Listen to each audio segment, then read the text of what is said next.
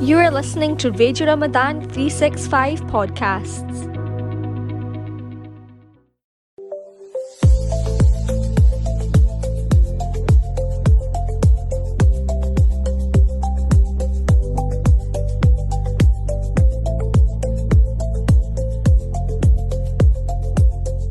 Bismillah ar-Rahman ar-Rahim. Assalamu alaikum and a warm welcome to Sparkling Insights. We hope you're having a blessed Ramadan. I'm your host Maimuna, and with me in the studio is Shabina. Assalamu alaikum, Shabina. Walaikum assalam, Maimuna. How are you today? Alhamdulillah, I'm doing really well. How about yourself? Oh, good. You can probably tell from my voice that I feel absolutely tired today. I was going to ask. Just trying to get through these days, alhamdulillah. I mean, I think some days it just gets to you a little bit more than normal. But alhamdulillah, we're getting there. We're getting there. So, speaking, I don't know what's happening. Saira, this doesn't normally happen. Right, I don't know what's happening today. I think we're just tired. Let's start again because I think Shabina, you were supposed to talk at this point. I'm supposed to come in. I'm just looking at the script as well. The script is a wee bit different from before. Yeah, But anyway, yeah. let's just script. Okay. 3, 2, 1. Faisal, we're starting again. Third time lucky. Okay, right, begin.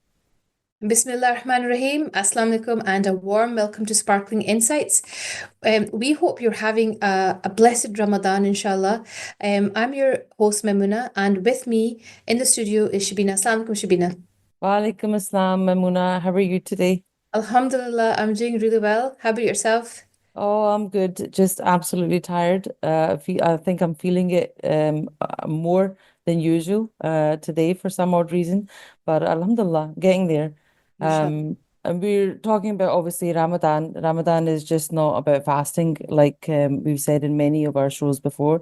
It's also about reconnecting with your faith, practicing patience in your, daily routines, and nurturing our physical and mental well-being. It's always, time to reset, reflect, and refocus on what truly matters in your daily, things that you're doing and the way that you're taking your day. So we really need to be reflecting on a lot of things. Yeah, speaking of well-being, today's discussion is on a very important, yet often overlooked topic of menopause. Many women struggle with its effects and their, on their health, emotions, and daily lives, and it also impacts their families. Yes, and with this, we are honored today to have Dr. Saira Dar with us today to shed light on how menopause affects women's health and well-being, and to provide valuable insights in managing this phase that they go through with care and confidence. Yeah, but before we dive into that, we have our Inspired Person of the Day segment where we highlight an individual's journey and achievements. So stay tuned and come back after the break to hear Dr. Saira Dar, inshallah. Assalamu alaikum, everyone. So I've been in the UK for about 23 years now, originally Canadian. So I got married here about 23 years ago, and I, mashallah, have 4 children. Had a lot, alhamdulillah, blessings come along the way with those children by raising them, maintaining the home, making sure, I was that traditional housewife for years, but I did kind of let myself go in the midst of all of that. And I had originally, educated myself in Canada and then got married. And when I came here, I was actually qualified in human resources. I just wasn't able to practice. But alhamdulillah, after about 15 years, I thought it's about time for me to head back into the work life and just see how I get on with life. And mashallah, I can honestly say that, hard work and dedication comes a long, long way. The more dedicated you are, the more strong you are, the more you believe in achieving your goals and your dreams. It's not a dream. It can definitely be a reality for some. So at the age of 40 and seeing how COVID went, I went back to university and I actually did my master's. So alhamdulillah, I did my master's. And then I went on to do a teaching qualification in further education. And since then I've been lecturing, mashallah, in education for human resources. And I just want to, let everyone know that all these dreams are very much so possible. And with the blessings of Allah, I mean, we just keep going. And during this holy month, that's all we keep learning is about, the importance of that dedicated, kind of way in which we manage our lives and ourselves. And, we just keep going. And that's what it's about. Every journey is difficult, and every journey, has its blessings and its challenges along the way. But again, those dreams can become a reality, and it's all about you as a person, how you feel you want your growth. And I think woman empowerment is very important these days. I have three boys, which mashallah I'm raising to, be strong, good men of Islam. But I also want to, ensure that, the future generation, the next set of leaders, especially for Muslim women, because I do teach across the Middle East as well. So I want to see those future leaders, those ladies, take charge where, they can and feel like they're a part of something. So that's important to me.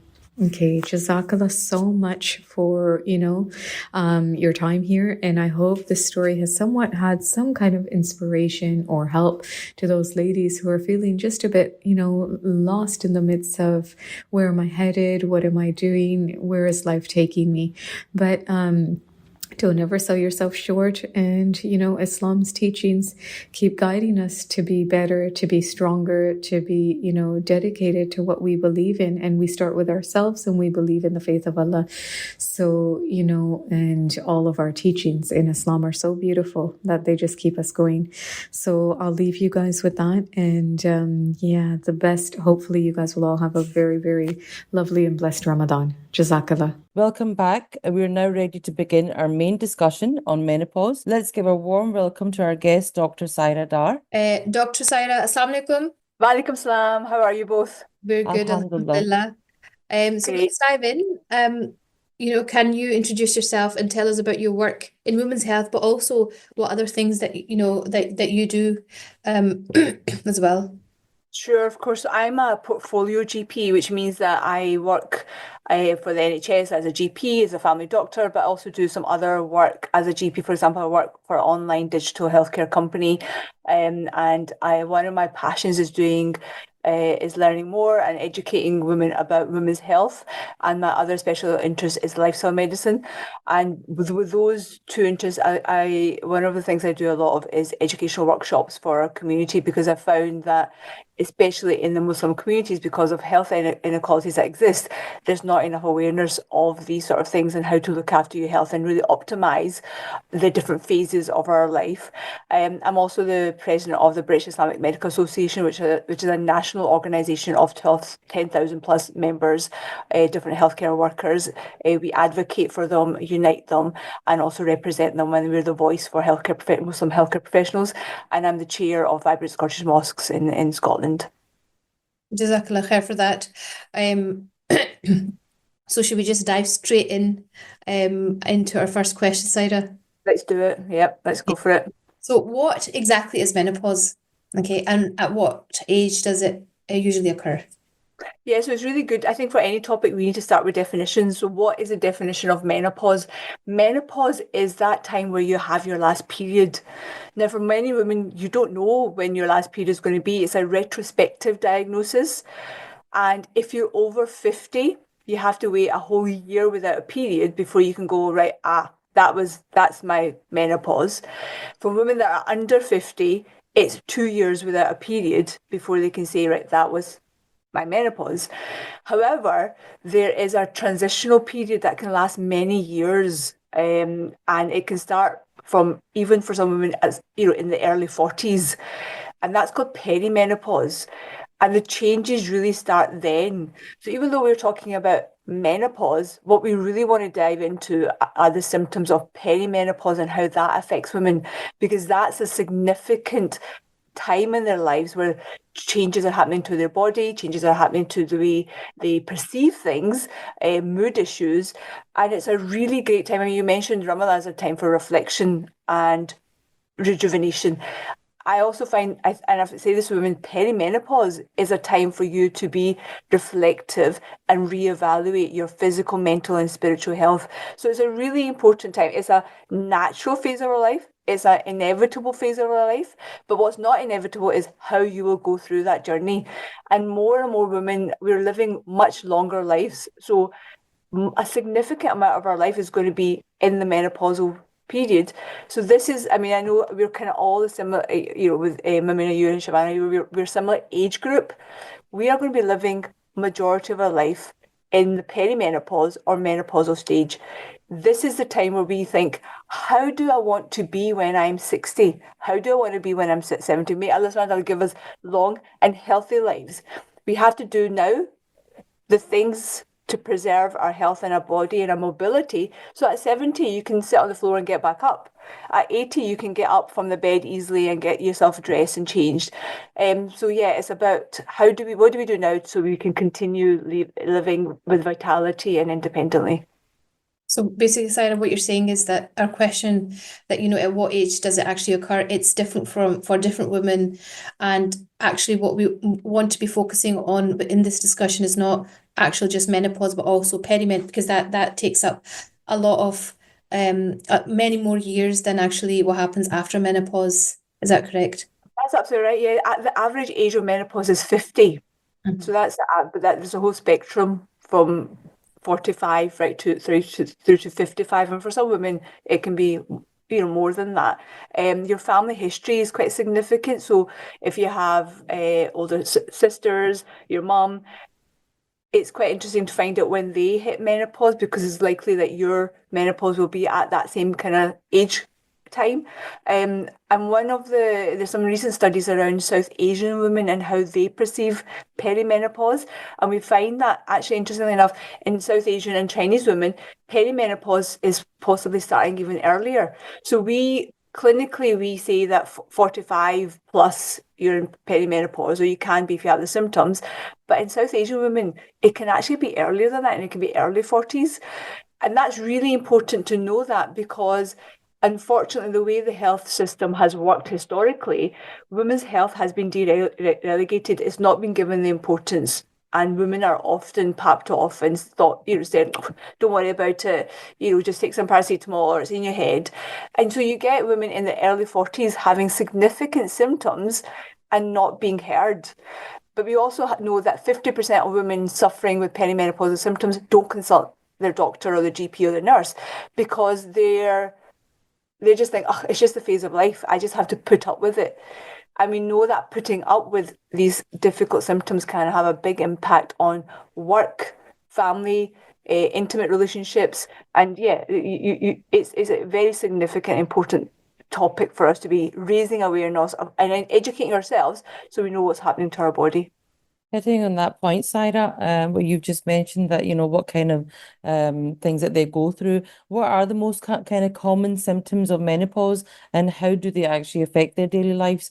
I mean, I know that it's very, commonly ignored as well, just like you said, that they'll just say that, "Oh, go on, then just take a paracetamol and you'll be fine, just take some rest." But actually, for that person going through that kind of situation, is quite tough. So how do they actually deal with it, and what are the symptoms for them? If for the listeners that are listening, they don't realize that what's going on with them, how do they, pinpoint that?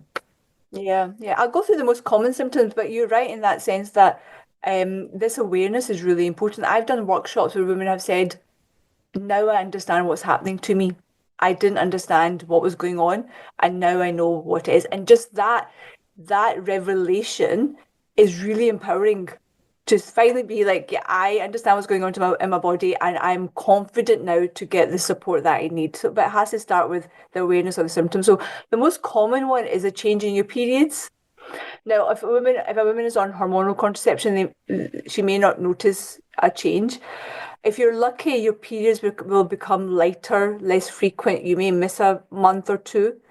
If you're unlucky, it might go, you start getting heavier periods. You might get flooding, passing clots, so and painful periods as well.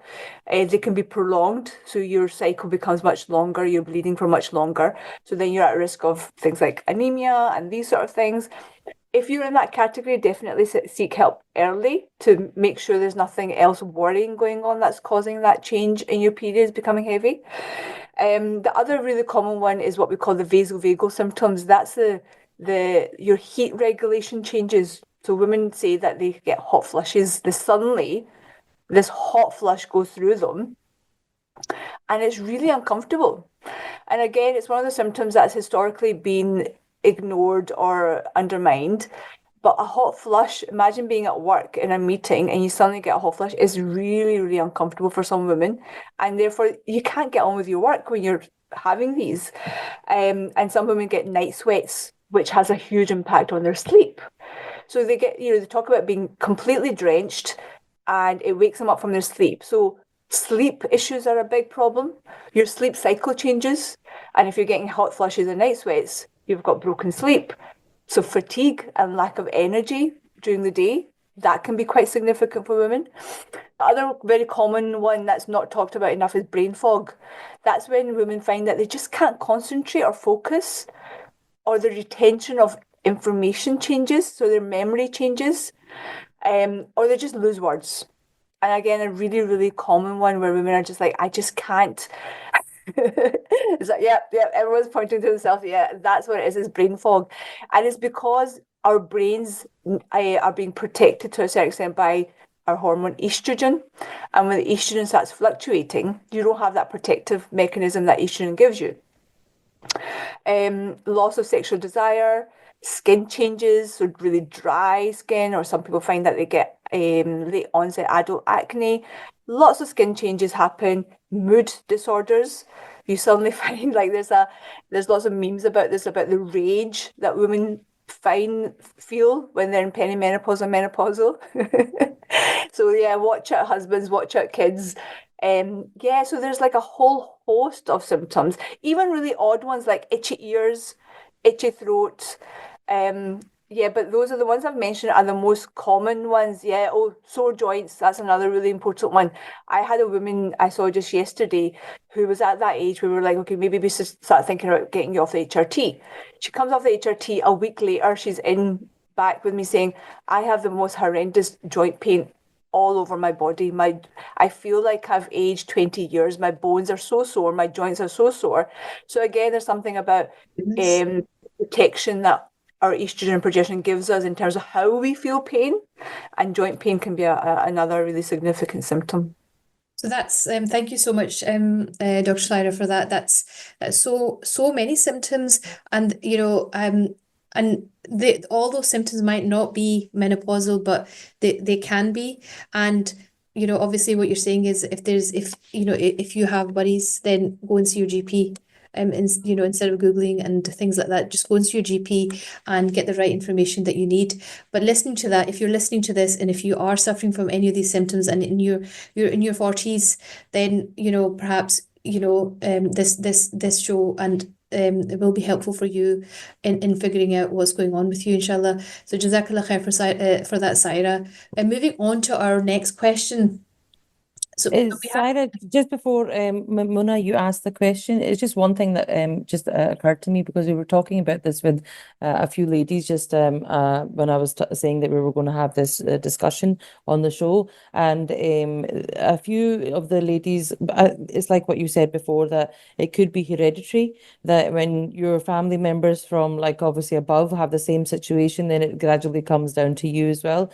They were, questioning on, I know you come into like menopausal issues or perimenopausal issues, but what if it's like kind of, obviously daunted upon you before that because you've had to have your uterus taken out or your ovaries taken out for some odd reason because you've had cysts in your body or fibroids, and that's caused your menopausal, time to come a lot more faster than usual. What is the kind of difference there, and how do you kind of control that kind of situation?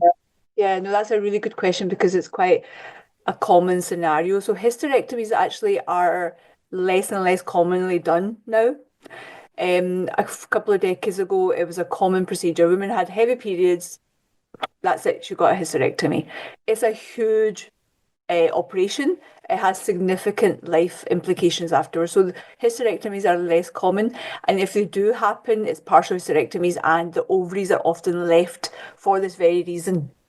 However, we know that when a hysterectomy has happened, often the ovaries kind of shut down earlier than they would have if you hadn't had that hysterectomy. So in those situations, women can go into an early menopause.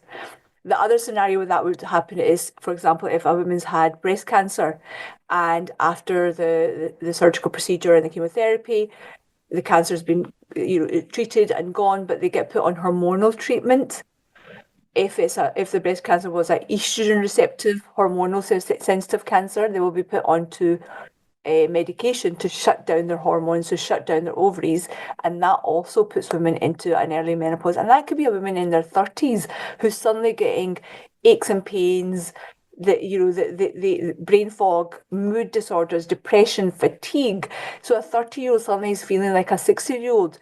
It's a horrible, horrible thing for a young woman to go through. For any, at any stage of our life, it's horrible to go through. So yeah, early menopause can happen due to surgical or medical reasons. And again, though, I would hope that that person's already on that journey where they're discussing these things with their doctors, knowing that this might happen and what the implications for that will be. For women that do go through early menopause, HRT would be highly recommended unless there were risk factors like breast cancer where they can't get HRT.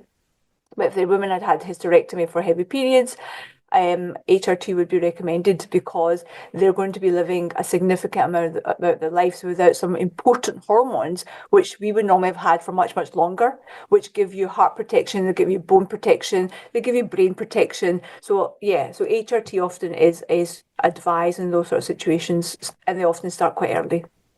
And is HRT, I've heard that some people, or it was actually quite viral, maybe on the social medias, that HRT has some kind of side effects. So there was pros and cons, or whether you should take them or not. Have you got anything that you can advise there? Yeah, absolutely. Any medication will have side effects. Yeah, so HRT is a medication. It's synthetic hormones that we were giving back to your body. However, the science has really developed, and we are now giving women what we call bioidentical hormones, which means that the hormones, especially the progesterone part, is very close to the natural progesterone that your body produces. So obviously, with science evolving and the progress that we're making means that the medication is a lot better. Yeah, which means that certain risk factors are decreasing with the better medication we're giving.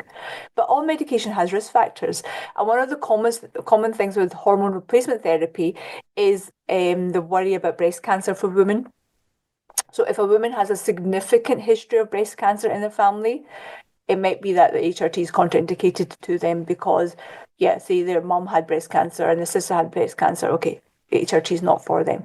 But for the vast majority of women, HRT is a conversation that should be had. It's not for everybody, but it's definitely a conversation that women should be aware of and discuss them with their doctor in terms of the risk-benefit profile, because that will be different for everyone.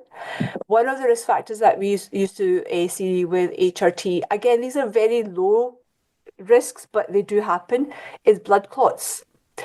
And 10 years ago, HRT would generally be in a pill, in a tablet form that you would take every day. One of the risk factors associated with that was blood clots. But we also know that smoking increases your risk of blood clots much more than HRT does. We also know that obesity increases your risk of blood clots much more than HRT does. So again, it's looking at the full holistic picture of the person that's having that consultation and making sure that they understand that what their particular risk factor is. But again, science has evolved, medication has evolved, and we now, first line HRT tends to be topical HRT, which means that it goes through the skin, either as a patch that you wear or a gel that you rub into your skin. And usually if you've got, with women that have they've not had a hysterectomy, we give a 2-hormone HRT, estrogen part and the progesterone part. The progesterone part we give clinically to protect your womb lining, because one of the risk factors is without progesterone, the womb lining becomes thicker and thicker and thicker. and therefore cells can change into more sinister cells like tumours and cancers. So there's a risk factor of womb cancer unless we give the progesterone. So progesterone protects against that. But we also know that progesterone is a hormone that has its place in our body. It helps with sleep. It helps with feelings of calmness and relaxation. So both hormones are important, and it's really important that we have individualized and holistic consultations to understand if HRT would be of benefit for women. I've seen women where HRT has changed their lives from being really, their mood is low, brain fog, aches and pains, the hot flushes mean that they've taken time off work, to being able to get back to their life as they did and just be really, the life of vitality. For other women, it is not necessarily the best thing for them. And there are other ways of dealing with our symptoms. For that, Saira. So we have kind of touched on the next sort of question: how does menopause or perimenopause impact a woman's physical, emotional, and mental health? I'm kind of going to amalgamate that with, how can we manage those things with lifestyle changes and manage those symptoms naturally? So, I know that you've already touched on that, but yeah, I mean, again, such a huge topic and something that I have such a passion about when I'm talking about menopause and perimenopause. And like I said at the beginning, it's a really good time for us to reflect on our physical, mental health and have a check-in with how am I living? Like, how's my sleep? How's my movement? How's my diet? And we do need to change things at this stage, because you'll find, for example, one of the things I didn't mention with symptoms was weight gain. Common one with women. Suddenly they find that nothing's changed. They're eating the same, they're moving the same, but they're putting weight on. Okay, and that's because there's the hormonal change means that fat is deposited in a different way. There's again, it's to do with the way estrogen works with other hormones like cortisol. So you don't have the estrogen protection. Cortisol is working overdrive, and your fat deposits around your midriff. Okay, that's where it's most noticed, isn't it?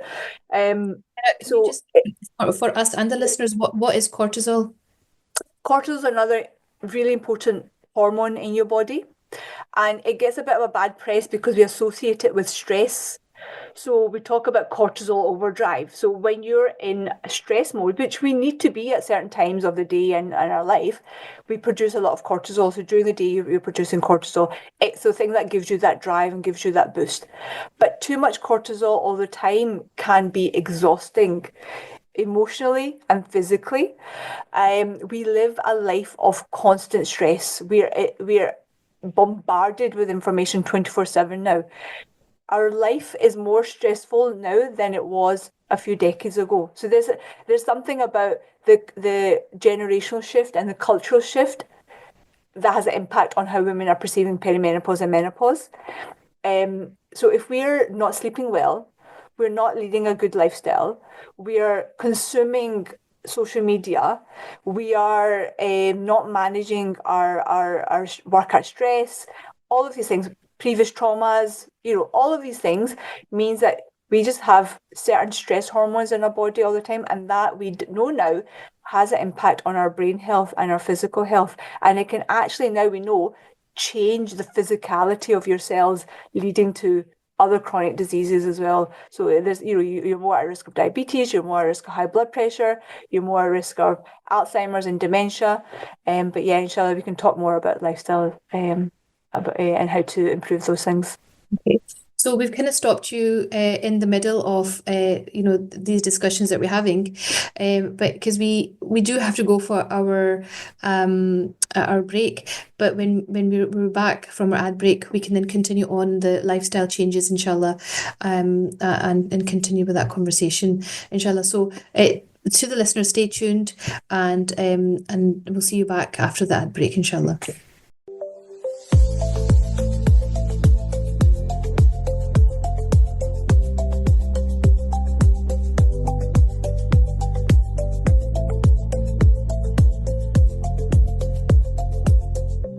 Welcome back. We're continuing with our conversation on menopause with Dr. Saira Dar. To recap, we've touched on key aspects such as symptoms, health impact, and managing the stage effectively. So, Saira, just to continue with obviously what you were saying of how things change and what kind of hormones come into the situation which target all these symptoms. Can you just continue by telling us how these changes affect us? Yeah, I mean, we've talked a lot about the symptoms and how it has effect on our physical health, our mental health, our spiritual health, our relationships, especially intimate relationships, can be hugely affected. So it's really important that we empower ourselves with the right knowledge and then find the right support, because there is a solution to these issues. And one of the solutions or ways that we can improve things is through lifestyle. It's extremely important to reevaluate how you're moving and exercising, what you're eating and how you're sleeping. Those are like 3 foundations. And even if you thought you did things quite well and you generally have been on good health, suddenly you get these symptoms, it means things have to be differently. One thing I can't stress enough is the importance of movement. Having a sedentary lifestyle is called the new smoking in terms of the risks associated for chronic disease. And when a woman becomes menopausal, you start increasing your risk of heart disease, and also your bones can get affected. So there, over time, you can develop thinning of the bones, which is called osteoporosis. Movement exercise is the antidote to that. You also start losing muscle mass at a much higher rate. I cannot stress the importance of weight resistance exercise for women at this age. If it's something that you've not done before, get some help, get some advice from if you go to the gym, there'll be people there that can advise you on these.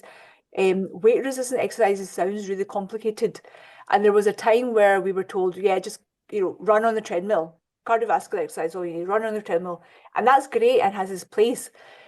But I've seen women that have come to me and said, I run on the treadmill for an hour every day and I can't shift this weight. And the reason for that could be that you're actually putting a lot of stress on that body. And remember, we talked about cortisol and the stress and what that has impact on. Getting certain kind of exercises can increase your cortisol and stress. And that's fine for short bursts of time. But if all you're doing is running on the treadmill for an hour and a half every day, it's not the right exercise for you. It means you need to change it up. Weight resistance exercise is really important because we're losing muscle mass. And we know that muscle is a really great hormone regulator. The more muscle you have, the better your glucose metabolism is, your insulin resistance decreases. So having some sort of weight resistance exercises 2 or 3 times in the week, really, really important. Start simple, lunges, yeah, use your body weight to do certain exercises. Lunges are great. Climbing up kind of hills, stairs, all of those sort of things help to preserve muscle mass and increase muscle mass. So weight resistance exercise is really important. You don't Walking. even actually have to go to a gym. So if there's Yeah, listeners out there that perhaps yeah. they're thinking it might be too expensive, or they don't have the time, or they might be thinking, I've never gone to a gym. So what you're saying is that these things can start, you can start from home, or basic things like walking. Absolutely, absolutely. Do 30 lunges a day, yeah, and get a can of beans and start doing some bicep curls. So just use things around the house. You use your own body weight to do the weight resistance exercises. That's for if you're a beginner. Obviously you can do other things, but and it's really easy to get those small kettlebells for home as well. You can get them off Amazon and all these sort of places. Really easy to just have some light weights for you to start doing some simple weight resistance exercises. So important to preserve your muscle mass, because that's one of the most common reasons that we find that elderly women have mobility problems. And remember I said to you from the start, what you want to do now, the things that you need to do so you can be independent at 60, 70, 80, inshallah, and live not just a long life, but of vitality and independence. So you know how our elders used to say, I don't want to be a boj, I don't want to be a burden on anyone, I want to be independent. Well, you need to start doing things now to have that independence for later on. So muscle resistance exercises is the number one thing. At our age, we should be easily be able to sit on the ground and get up. Yeah, not a problem. If that's a problem for you, then start doing your muscle resistance exercises. The other one for movement is walking. Again, it's just we underestimate how amazing walking is. If you don't walk, try walking 20 minutes a day. And it's such a simple principle, but I know that the application of it can be difficult. But if you're consistently walking 20 minutes a day in the morning, you're going to get physical benefits, you're going to get emotional benefits, you're going to get the vitamin D that your body needs because vitamin D is such an essential vitamin for hormone regulation as well. You need it for weight loss, you need it for bone health. So get yourself out, and especially if you're darker skinned, if you cover, we don't get enough vitamin D. The best source is the sun. We live a life 99% indoors now. We're either indoors or in the car. Go for a walk mid-morning, 20 minutes every day. It will help with you with your mental health. It will help with your physical health. Because remember I said to you about the different kind of exercises? So that high intensity for long periods of time doesn't necessarily work for all women. So even the way you exercise has to be adapted. So walks, 20 minutes every day, and some weight resistance exercises. That's the thing I would say. Start with that first and foremost. Sleep. Get your sleep the best you can. Google sleep hygiene. So if you just put this into your search engine, sleep hygiene, it gives you really good tips on how to get a good sleep. Sleep also helps to regulate our hormones. It helps us support our circadian rhythm. A lot of times our circadian rhythm is out of sync, and hormones work with each other. So our estrogen and progesterone, the kind of female hormones, are working in sync and in tangent with all the other hormones. So the circadian rhythm regulates your sleep hormones, it regulates your cortisol. All of these are really, really important. If you get your sleep right, if you're sleeping well, then your insulin resistance decreases your risk of diabetes. So sleep is really, really important. And the third area I would really kind of ask women to focus on is your diet. Does your diet have enough fiber? And does your diet have enough protein? So it's really popular these days to talk about protein. Lots of TikTok videos about getting enough protein. And it is really important because, again, you're losing muscle mass. You need protein to build the muscle, but also fiber. Fiber is something that's not digested very well by your gut. It's not absorbed, but it's feeding the good bacteria in your gut lining. And the good bacteria are needed to produce certain hormones. And it actually absorbs excess estrogen, excess progesterone, and flushes it out of your body. Fiber is really, really essential. And the majority of people are just not getting enough fiber in their diet. So increasing your fiber intake through lots of vegetables, dals, pulses, beans, and protein through your chicken, and again, pulses and beans, and kind of you can get obviously plant-based protein, but chicken, fish and eggs, and these things are really, really important. Saira, honestly, just listening to you right now, I mean, that's so much information. And when you think about yourself, that, these are the things that you need to do to kind of maintain your health and, feel better about yourself in regards to, whether you're coming into menopause or premenopause. But obviously you've hit on, lifestyle changes and how these kind of things help manage your menopause. But see, when we talk about these are like you telling us about the diet and the exercise, etc. They're like natural things that you can do for yourself. When we think about, how are we gonna, take this further and, make it our daily routine in regards to being better for ourselves and looking after it's like just like you're saying, love yourself. You need to love yourself before you can move forward and look after anybody else. So I was actually watching something the other day where a 70-year-old woman was taking a drink. She'd take a drink in the morning, and we don't think of these things. It's just like what you said before about vitamin D.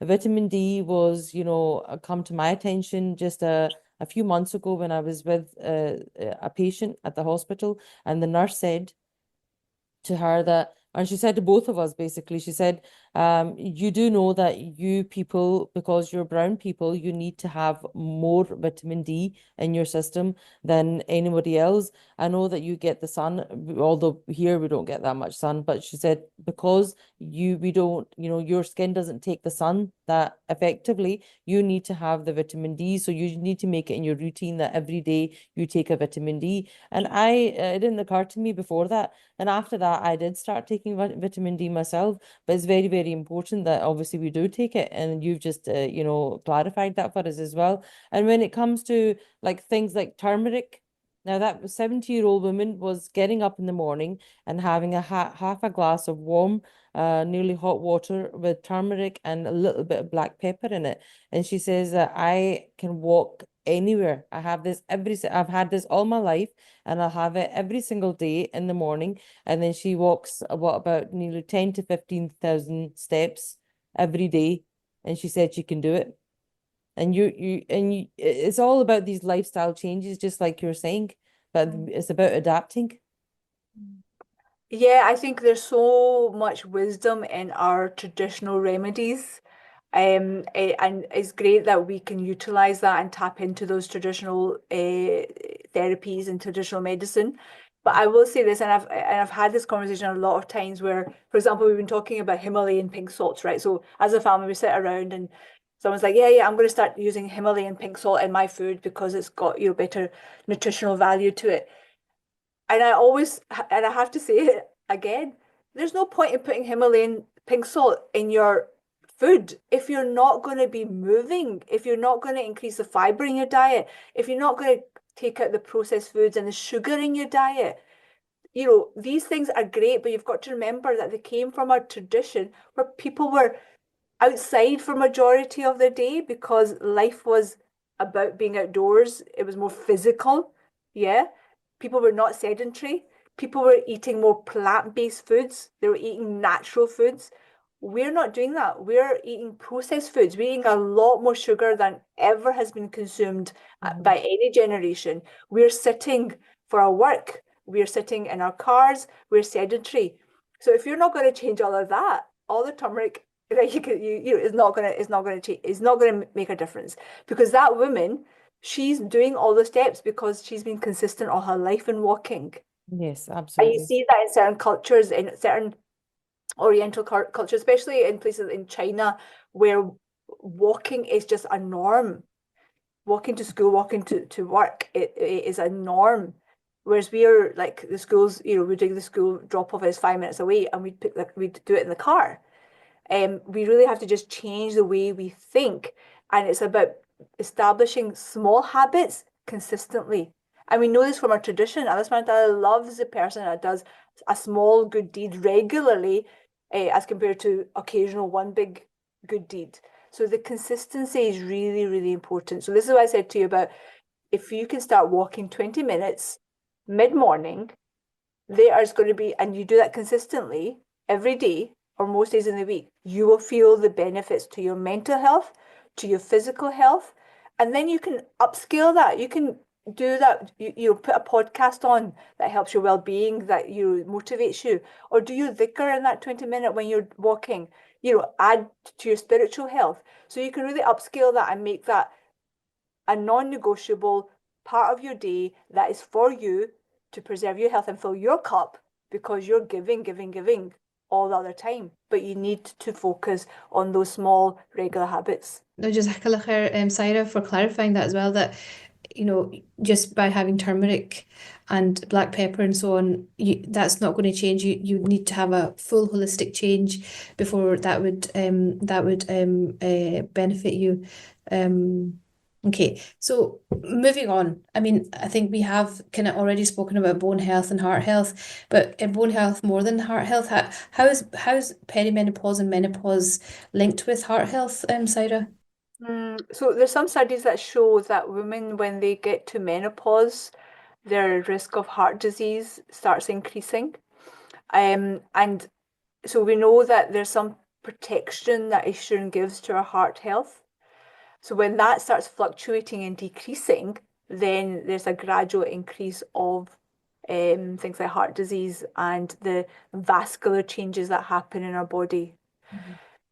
So we know if estrogen's not there to protect us, then what else are we doing to look after our health? So again, it's going back to that holistic viewpoint.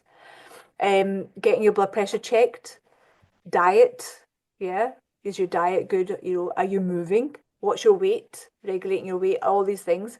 Um, and it's something that again is not talked about, and there's a lack of awareness because often, you know, when we think about heart attacks, we think about it, men, and usually in family histories is men that have heart attacks, but we know that now more and more women are suffering from heart disease, angina, heart attacks, and the kind of variety of that. But also, estrogen has a protection to your bones. Yeah, it keeps your bones strong. So when the estrogen's not there, what are you doing to protect your bones? And that's where movement comes in. That's where diet comes in with the vitamin D and calcium as supplements. But also, we know the more weight that's put on your bones, the stronger they are. So the walking and the weight resistance comes back into it as well. Because otherwise, 55, your estrogen's plummeted, you don't have that protection, your bones are going to start getting weaker with time, unless you're using them. Estrogen also has a protection to your brain. We know that dementia and Alzheimer's is something that we now are more aware of in the Muslim community. We are hearing about it a lot more. And it's to do it's it's a bit more complicated than just saying it's a lack of estrogen. It's so much more to do than that. But we know that people that don't sleep well have an increased risk of dementia and Alzheimer's. We know that people that have poor diets have an increased risk of Alzheimer's and dementia. We know that people that don't move and don't get exercise also have an increased risk of these things. So it's again, we have to look at these things holistically. And it could be that, you know, we've been living a life, but because of certain hormones, we've just not understood the impact that's having. And suddenly it's like, oh, okay, the lifestyle I led was not the optimum for my health, so now I need to change it. We've not talked much about mood disorders, and mood disorders is a huge thing. Women suddenly find that they're just not coping, and they don't know why. They're finding that they're getting anxious about things that they've never got anxious about. Anxiety, like suddenly anxiety goes through the roof, but also low mood. So depression can be an issue as well, where they just can't motivate themselves. But anxiety is one of the big ones, and rage. They're suddenly finding that where they would normally be quite calm and measured, they're feeling anger. And it could be anger and rage to do with previous things that have happened that's suddenly coming back and playing on their mind. And they think, I thought I dealt with this, or, you know, I've not thought about this for 10 years. Why am I now going through this again? And anxiety and all these emotions cause the sleep disorders, which again, all, you know, makes you really tired and fatigued during the day, which means that you're even more irritable. So you can imagine what that's that impact that's having in relationships and families. When people around you don't know what's happening to you, you might not understand what's going on. In those cases, I would say, again, read up about it, understand what's going on. When you have that awareness and that understanding, you're much more in control. If you have a history, if you've got a personal history or a family history of mood disorders, there's more chance of you having these issues in your perimenopause or menopause. So it doesn't mean that everyone's going to have it. And remember, mood disorders is a whole spectrum from, yeah, I'm going in for a meeting and I'm feeling a bit anxious and I've never had that before. You know, I'm doing a public speaking thing and I've always been absolutely fine. Why am I now feeling anxious? So it could be something like that, which is easier to manage, to generalized anxiety all day, where you're just cannot relax. Your heart's fluttering, you're breathing fast, your mind's racing. I mean, as you know, with these things, it has to be an individualized approach to those things.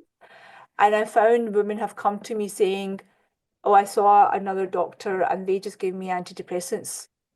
And now that you've talked about perimenopause and menopause, I feel like I don't need those antidepressants because I've got an awareness of what's going on in my body. And I've got the tools now to deal with that. And remember that perimenopause is a transition. Doesn't mean it's always going to be like this.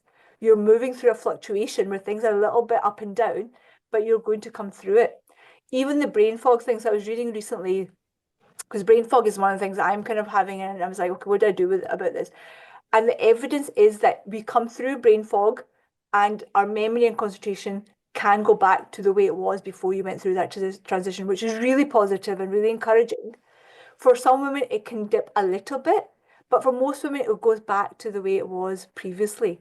And there's something around that and the fact that these changes are happening, and this is a natural phase of our life. Allah subhanahu wa ta'ala has, women before us have gone through this. Yes, our lifestyle is different, our environment is different, and maybe putting more stress on our bodies, and therefore our symptoms possibly are worse. But it is a natural phase of our lives, and there's something around our cultures about that grandmother wisdom phase that society today has lost that concept of the fact that when women come into a certain phase of their life, they have accumulated so much life experience and wisdom that they now become mentors and advisors. And society is so busy doing the youth worship that we're not tapping into all these women with so much life experience and wisdom and gaining from that. And I think some of our cultures still have it to a certain extent, but even with that, there's changes happening. And it's really a difference in gender. We're not empowering and lifting up our elder women enough and utilizing their wisdom and life experience for our benefit. So I think we need to kind of go back to that and understand that they've been through that transition, they've gained all that experience. This is where they are the powerhouses of our communities. They are where we should be getting our advice and mentorship from. Sarah, touching upon obviously what you've just talked about, especially something so big as, your mood changes, etc. From an Islamic point of view, how can women embrace and navigate this phase of life with some kind of faith and patience? Is this something that you could just, relate to there? Yeah, I think you've already mentioned it. It's with faith and patience, is understanding that Allah subhanahu wa ta'ala has given us this challenge. For women, for some women it's a big challenge, and with every challenge there's ease. There's some benefit to it all, yeah. And going back to that, I think of wisdom, life experiences, and challenges is where the wisdom comes from. And just having that faith in Allah subhanahu wa ta'ala that this is from God, and there's a blessing and barakah in this process for me.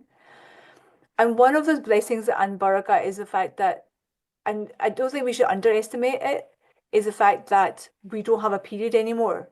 So that level of spirituality or the way we tap into our spirituality is changing. Doesn't mean it's necessarily increasing, but it's just changed. Often our life is changing where we don't have young kids anymore. We don't have to give that care. It's time to focus on yourself and your Rabb and your Lord and that deep connection that you can build. And of course, we should be building that deep connection regardless of our life phase. But there's something really special about that phase of our life where we can really focus on our connection with Allah subhanahu wa ta'ala. Because we may have more time. For some women, there's a bit more time. For some women, there isn't. But going back to that thing of, you may be going through mental health issues, you may be going through physical issues, you may have intimacy issues and relationship issues. Go back to your connection with Allah subhanahu wa ta'ala, reconnect there, find your power in that. And the fact that women stop having periods and what that means in terms of their ibadah and prayer and Quran. And we do see that in our culture of elder women spending much more time with Quran is a natural evolution that happens, and it's a natural stage of our life. Not all of us are there, and the fact that we're going through perimenopause earlier than before means that we're still going through these challenges at younger ages with sometimes young children, working, caregiving, and all the other responsibilities. This is ibadah. This is our worship. So we can't underestimate, I think, again, it's Ramadan, and people are probably thinking, I've got all these challenges. I'm really struggling. My periods are like 20 days long. I'm not getting that time to sit with Quran. I'm not getting that time to connect and understand, do my tafsir. What you are doing is ibadah. Just change that intention. That it just requires that instant change of intention, that thing in your head to say, what I am doing, make it intentional, make it for the purpose of pleasing Allah subhanahu wa ta'ala. You're caring to please Allah subhanahu wa ta'ala. You're bringing up the next generation. These things are really important. The role of women in our culture, we are the powerhouses. We are the people that bring families together and keep our communities together. Powerhouses. That's a lovely way to end our discussion. That truly was a very informative and Alhamdulillah. enlightening discussion. Dr. Saira, thank you so much for coming and sharing all the wisdom and information that you've given to us and our listeners. I'm sure there's people driving or sitting in their homes listening to this and thinking, right, I need to make changes in my life. I know that that's helped me decide, well, there's many changes I need to make in my personal life as well. But before we wrap up, do you have any final thoughts or advice for our listeners? Small habits and keep them consistent would be number one. Whatever, don't uphold your whole lifestyle. That's not practical. Take one piece of advice from today and make it consistent. So if it's a 20-minute walking, do it every day. If it's a change of diet, do it every day. Upscale one meal, do it every day. And number two, connecting with other women and that the barakah that we get in sisterhood and sharing of experiences. Tap into that. I mean, there's a wealth of information online. There's some really good websites. Unfortunately, there's a lot of rubbish online as well. Don't overwhelm yourself with information. There's just too much. Maybe stick to one website. There's a really good website called Menopause Matters. That's really good. There's a good book called Happy Menopause by Jackie Lynch. So get one resource. And the resource that we do not use enough is our sisters. Share your experiences with each other, learn from each other. That kind of peer learning is extremely powerful. So basically, Saira, just firstly, thank you so much for coming on to the show today. It honestly has been a very inspiring show. I think we've had a lot of information given to us, and I'm sure our listeners are listening and, they're very thankful as well. And it's like you said, it's just a new chapter in your life rather than the end. So take advice and move forward, inshallah. Allah subhanahu wa ta'ala will help you, whoever's going through this. And here, just like before we go, we do come to our little segment where we're announcing the charities that we're going with this year. So a quick reminder that Radio Ramadan is supporting a number of charities this year. Visit www.radioramadan.scotland.scot to learn more. We partner with Agos UK this year to provide urgent aid to the people of Palestine. Please donate and support however you can. You know that Ramadan is the best time to do so, so please do open your pockets and be very more heartful. Jazakallah khair to our guest, Dr. Saira Dar, for such a valuable discussion. I think that's us coming to the end of our show. Jazakallah Yes. khair to listeners for tuning in always. And inshallah, we'll see you next time with another engaging topic. Inshallah. And until then, take care, stay well, and Allah Hafiz from the both of us, Shabina Kamran and Mamuna Chowdhury. Before we end, we'll leave you with a lovely quote, which is, taking care of your health is a form of worship. A strong body and mind allow you to serve Allah subhanahu wa ta'ala and those around you with even greater devotion. So, Jazakallah khair. Inshallah, see you next time. Allah Hafiz.